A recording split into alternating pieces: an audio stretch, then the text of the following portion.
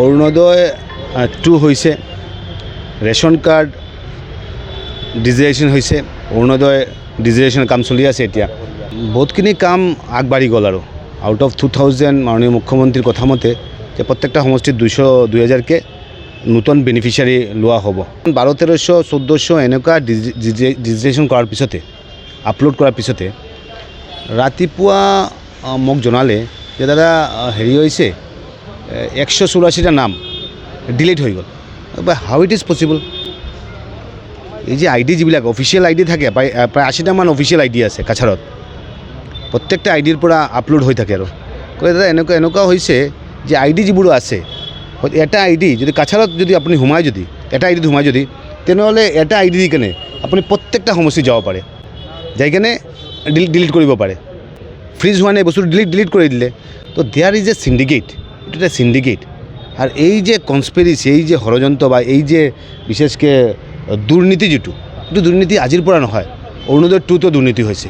বিশেষ সম্প্ৰদায়ৰ মানুহ কেইটামান ল'ৰা আছে, বিশেষকৈ মুছলিম কেইটামান ল'ৰা আছে, সিহঁতে কি কৰে 5000, 2000 টকাকৈ লৈ থাকে আৰু লৈ কেনে নামবোৰ সোমাই থাকে। মুখ্যমন্ত্ৰী ডাঙৰীয়াই ইমানখিনি অৰুণোদয় দিলে, কিন্তু ৰেচন কাৰ্ডত আমাৰ মানুহে যেতিয়া হেৰি দিয়ে, ৰেচন কাৰ্ডত এড কৰিবলৈ দিয়ে, নতুন ৰেচন কাৰ্ড হ'বলৈ দিয়ে, যেতিয়া ৰেচন কাৰ্ড নহয়, সিহঁতে 2000 লৈ কেনে 5000 লৈ কেনে ৰেচন কাৰ্ড বনায়, সিহঁতে অৰুণোদয় দিব পাৰে।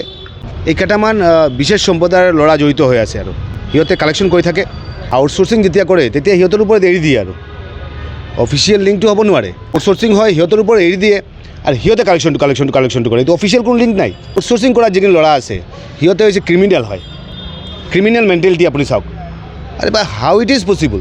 তোমালোকক আইডি দিয়া হৈছে, তোমালোকক অফিচিয়েল আইডি দিয়া হৈছে, তোমালোকক ৰেছপনচিবল পাৰ্চন হয়, তোমালোকে কি কৰিলা যে ডিলিট কৰি কেনে তোমালোকৰ মতে মুছলিম কেইটামান নাম সোমাই ল'ব, টকা লৈ কেনে সোমাবলৈ তোমালোকে এই যে যত্ন কৰি আছা, এই যে হেৰি কৰি আছা, এইটো ভয়ংকৰ ষড়যন্ত্ৰ।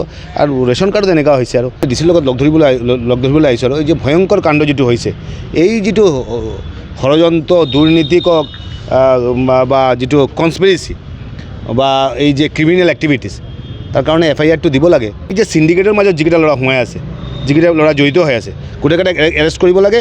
মইতো মাননীয় মুখ্যমন্ত্ৰীলৈ মই অনুৰোধ কৰিম, কাছাৰটো বিশেষকৈ এনকুৱাৰী কৰিব লাগে, কৰি কেনে এই যে টকা দি কেনে যিখিনি মানুহৰ নাম সোমোৱা হৈছে, সিহঁতৰ বিৰুদ্ধে ব্যৱস্থা ল'ব লাগে। অভিয়াছলি হিন্দু মানুহকেইটাৰ নাম কটা হৈছে, টাৰ্গেট কৰি কেনে হিন্দু মানুহকেইটাৰ নাম কাটি কেনে মুছলিম মানুহৰ নাম সোমাবলৈ সিহঁতে চেষ্টা কৰিছে।